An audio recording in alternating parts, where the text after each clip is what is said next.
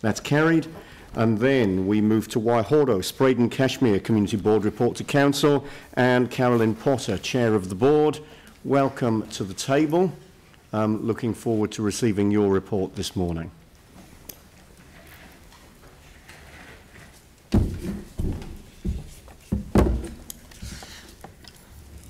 And I have Chris with me. Kia ora, everybody. And I have Chris, our governance manager, with me.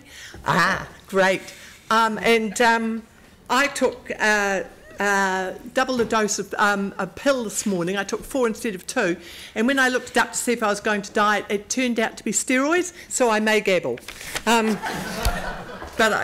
When do I not? I asked for this photograph to be put up because this is a sparrow. And it's not an albino. It's got less melanin, I'm told, and it sits outside the Mosaic, excellent coffee bar at Barrington Mall, and people are now coming down to actually look at it.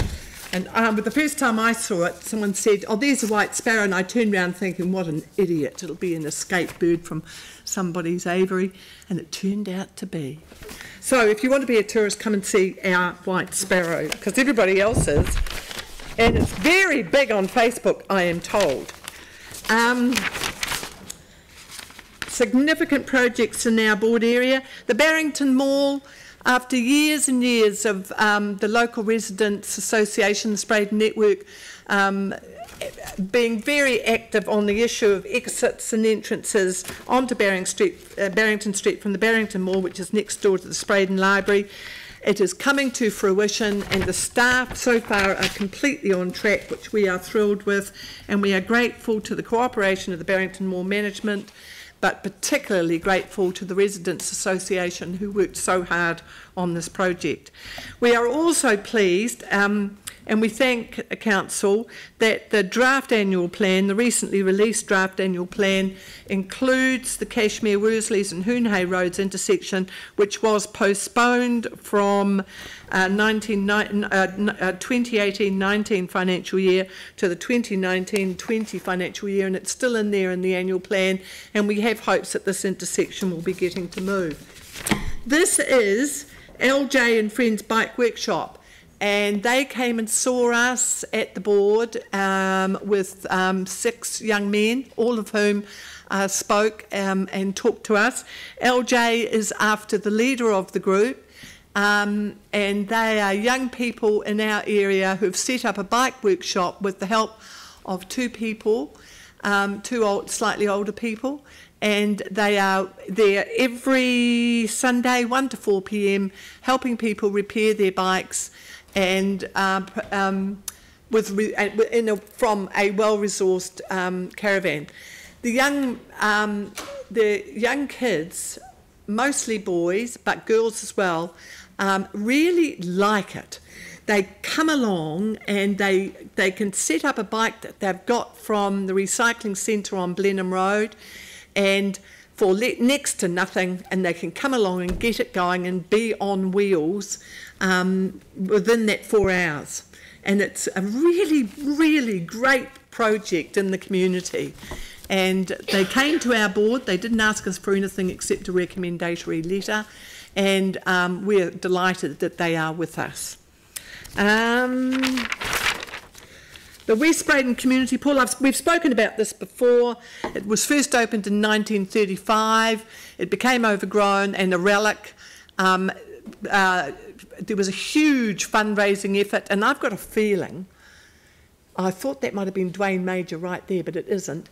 A huge fundraising effort, initially led by Dwayne Major and then led by the community group from the school. Monster effort. And they opened the pool on February the 19th in 2011. And 3 days later it was dead, completely destroyed by the earthquake. And that was after years of fundraising. And they did it again, and they raised the money again, and it was reopened this last summer for 1 week. That was when they could get it opened. But this is the first summer that they've had a whole summer in the pool, which is 2 pools actually, with disabled access as well.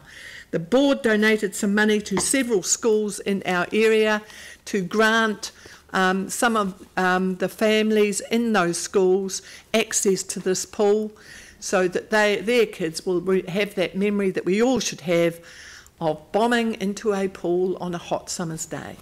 And it's been really, really successful. And if those people who want to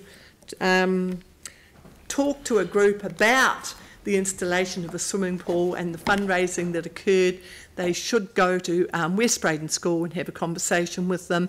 That cost $1 million. And that pool was imported from America. The Summerfield Sports Pavilion Community Mural Event. Summerfield Residents Association is one of our many active residents associations. They did wonderful things around civil defence. They do the small things well, like raising money and persuading the council to put up a sign which says Summerfield, and has never had a sign before to say Summerfield. And this time they were doing the community centre, and a mural that was designed by Summerfield School. And it was a very successful event, even though it was a wet day. Progress report against the community plan. We have age-friendly. Spreydon-Cashmere is our big project, and they are coming to meet with the board again to report on progress. Give Gear, Get Sports, we've talked about before. This project has been led very much by Emma Pavey, the Sports and Rec advisor on our right. She's extraordinarily energetic, is behind some of the real great projects in our ward. She has shunted this along. And you may have seen the, what are they called, rubbish bins? Specially painted, which she's even got one into Rebel Sports. She's getting them into more and more schools. It takes a while for this kind of initiative to get critical mass. It's a bit like the curtains into those big bins. We think we've struck critical mass now, and we know that other wards have picked it up. It is a project. We knew what sports cost communities, like for instance tennis clubs cost $270 membership for a young person. We couldn't help with that. What we could help with was trying to get the kids into some sports gear. What we have found out is that kids are short of shoes, sports shoes. So when sports shoes are outgrown, not outworn, we ask for people to put them in the bins. We don't want any other sports clothing. That would just clutter us up. And we get a lot of sports gear, and we get the thing we like to talk about a lot is sports shoes. That's what the kids want in order to be able to play a sport, and in order to be able to get even remotely playing a sport. And we hope to encourage more of our people who will not ever be able to join a sports club for $270. We hope to get them into some kind of local community sports effort. Then we talked about our criteria for funds, and one of the interesting discussions was our off-the-ground fund, which was created after the earthquake and named by Jenny Huey, and it's $250, and we sometimes think that that $250, that is a one-page application, spontaneous, can be turned around in a week. We sometimes think that $250 is worth more than some of our more conventional funding, because it's for a moment of joy. And the first one was a dragon in a preschool, to build a dragon in a preschool, and the most recent one has been a garden in a preschool for calm, but to emphasise calm and beauty and smell and contemplation. And both of them met the criteria for a moment of joy. And we also talked about Neighbourhood Week. We, like everybody else, went to a whole summer of Neighbourhood Weeks. We want to see what's happened, because some of us, including me, thought that Neighbourhood Week over a week was a much more evident celebration in our community, that we could go round the streets in our ward, who has the most applications per head of population. We would go around the streets in our ward and we could see it going on, you know, and all over the place, and it was just fun having it in a week.